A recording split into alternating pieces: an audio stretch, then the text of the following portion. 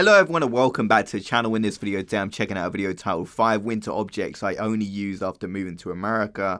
And I know America gets some crazy winters compared to us in the United Kingdom. I mean, we do get some snow here and there, and especially in Scotland. I'm from London, so it's not as bad, but I'm kind of interested to see the 5 winter objects this guy only used when moving to America. And this is by Lost in a Pond, who I've done quite a few reactions to recently. So go subscribe to his channel if you haven't already. He does some great videos. So let's get right into it for today, my friends. Let's go. Known weather that would sort of necessitate this kind of headgear.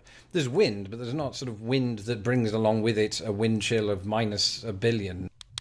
Yeah, what does he have on his head? That's never seen that before. Hello, I'm Lawrence, and I'm on a quest to uncover all of the memos that Britain and America lost in the pond, and one of those memos pertains to the weather. Of course, the weather in both countries at this time of year gets a little cold, and we as human beings have to survive. In order to do so, we don't just shut ourselves in our houses and stick the heating on high. I mean, we do that. In fact, I mostly do that. But there are other ways in which we survive, and that is through the use of winter objects. Growing up in England, I will tell you now, there were certain winter objects with which I was familiar, you know, sledges instead of sleds, or toboggans. Did the same thing, pretty much. And just thin woolen gloves and snowballs. They're not an object, that's just snow congealed.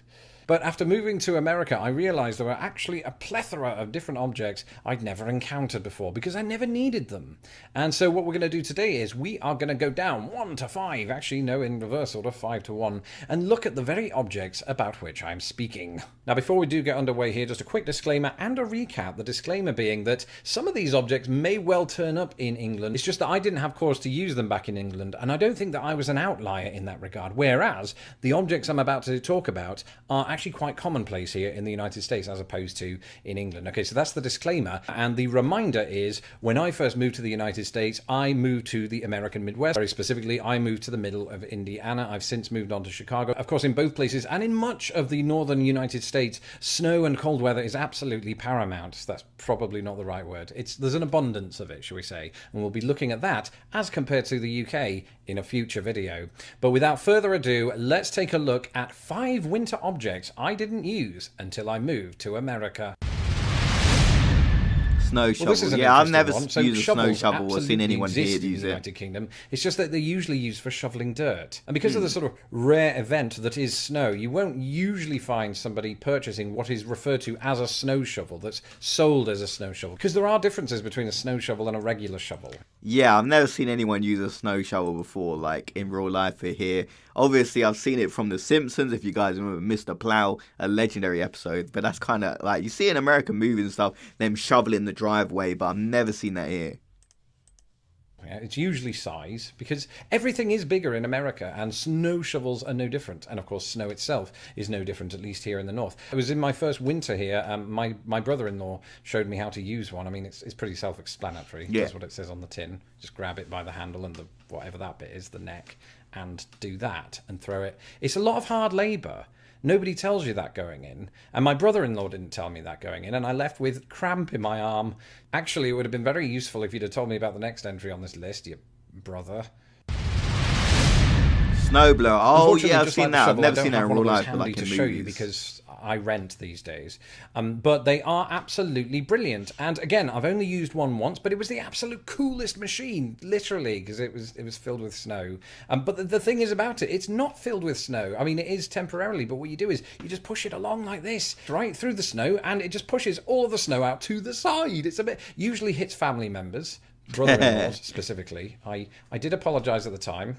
And I still haven't spoken to him since. But they are absolutely amazing. We just don't have cause to use them much in the UK. You may see members of the council using them, but not actual human beings. So that was quite a revelation to realise that a lot of people had snowblowers just hanging around in their sheds.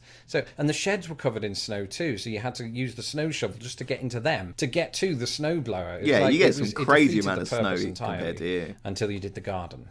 Both of these come in handy when you're just trying to get through the snow and to your actual car. We experienced this for about 8 years when we owned a car while living in Indiana, and I will tell you one of the worst jobs during winter is shoveling the snow away from the vehicle just so you can get out.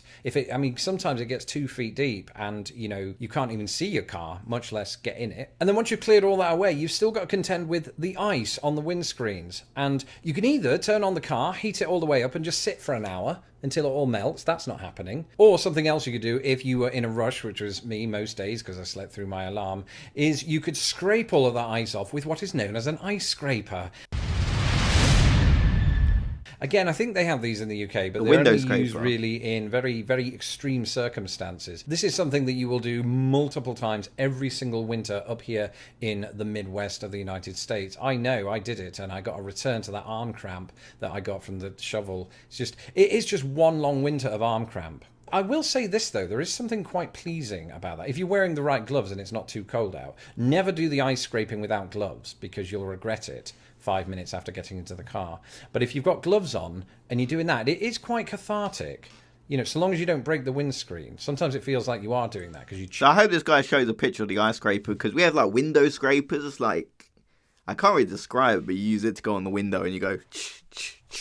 So I think that's what he means. But yeah, I use that. My mum used that when I was growing up as well. So a lot of people do use the window scraper. You're scraping off basically ice, which can look and sound like glass. And then once you've scraped off all the ice, right, and there's just sort of bits of powdery ice on the windscreen and bits of snow, the best thing then to do is just open the door and slam it, and you just cause this sort of little avalanche on the car.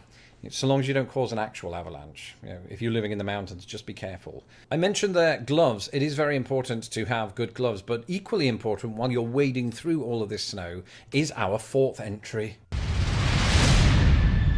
I truly didn't believe how bad it was going to get in the Midwest until I actually saw it with my own eyes. So after doing all of the shoveling or the snow blowing or... Personally, I don't have any winter boots, but I'm pretty sure I've seen people in the United Kingdom have winter boots before, so I just think that's kind of like a good investment. Like, it don't snow enough for me to really do it, but I probably should get a pair of winter boots, to be honest. The scraping of the ice.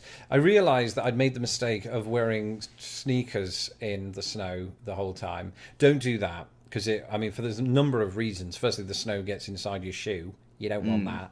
And also, it's just cold and wet all round, so you need to be able to keep your feet warm. I think that's almost the most important thing, because those are the things that are going into the actual snow. So to do that, you have to have one of these. Well, not one. You need two. It would be really silly if you only had one.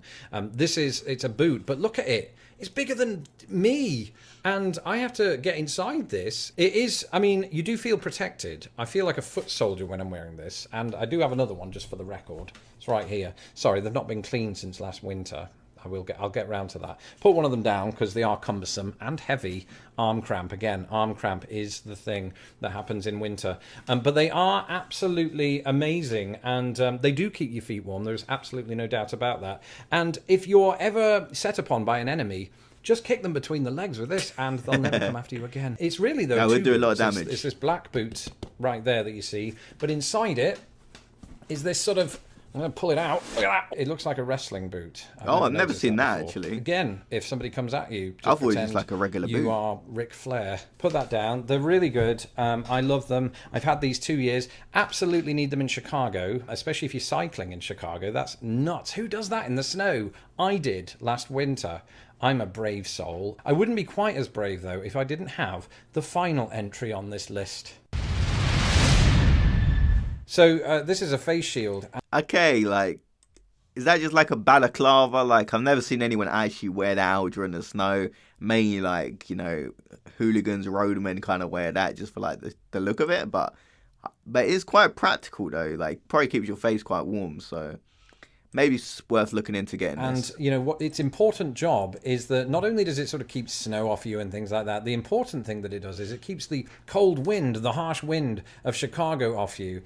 It also keeps those people that come at you off you. They'll think you're a Bond baddie and call MI6 or something. I don't know why I'm wearing this. Sorry if it looks terrifying. I'll take it down because there's no wind in here. I don't really need it. And actually, it's making it very hard to breathe, which isn't good when you're trying to present a video. But this is one of the best acquisitions I ever made as an athlete here in Chicago.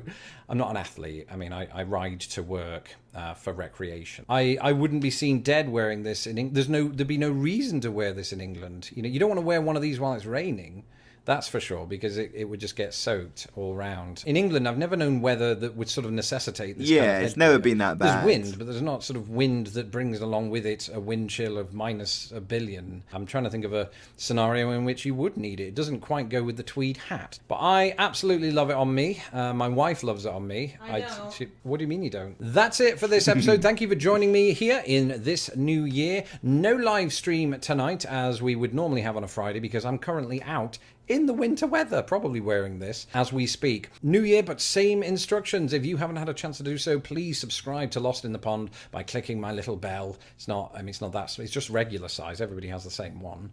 And a big shout out to all my patrons, without whom none of this would be possible, from the writing to the research to the Bond baddie credentials. If you would like to become a patron of Lost in the Pond, you can do so by going to patreon.com/lostinthepond. Anybody that does so will get access to my secret live stream, the first of which, of this year anyway, is coming on Tuesday. And anybody that pledges $5 or more a month will get access to not only that, but my secret podcast and more. Until next time, stay warm, and I'll see you soon. Bye. So make sure you guys subscribe to this guy. His name is Lost in the Pond. He does some great videos that I checked out before. And yeah, so a lot of these, we don't really need them in the United Kingdom because the weather isn't that bad. Like, we get snow, but it normally lasts a few days and it's gone. And it's nowhere near like the length he described it. But I'm pretty sure we do have ice scrapers, where we just call them window scrapers. So yeah, we do have ice scrapers. I'm pretty sure we call them window scrapers. But I do think the boots would be helpful though. I don't really have any winter boots, so I probably should get some. And I'm pretty sure some people in the United Kingdom do have those, so that's probably like a useful thing to actually have. But these are 5 things he only uses after moving to America, because you guys get a lot more crazy weather conditions. Like, you get tornadoes. The winters seem a lot harsher over there with the amount of snow you get with the snow blowers. So if you guys want more reaction videos like this, drop a like on the video, subscribe to the channel, and I'll see you guys in the next video. Have a great day, everyone.